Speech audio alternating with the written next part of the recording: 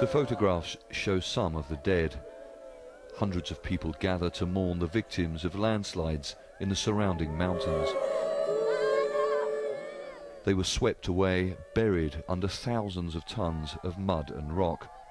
4 children from the local school were among those killed.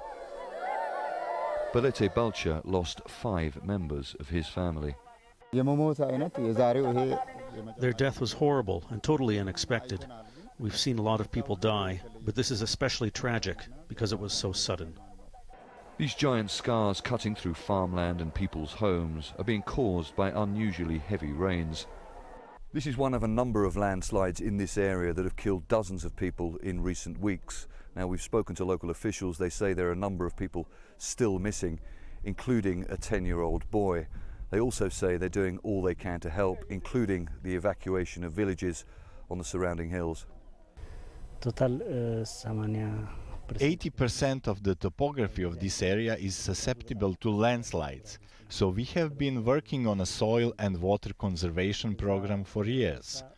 Landslides have happened before, but nothing as bad as this. The central government says almost 500,000 people will be affected by floods and landslides across the country this year. Getting emergency aid to people in these isolated areas is difficult. In some areas, rocks and mud have blocked the roads.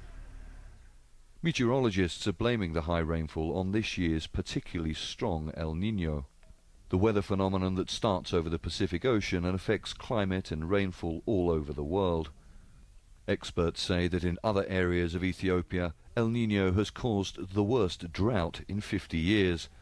More than 10 million people need aid in the drought-affected areas alone.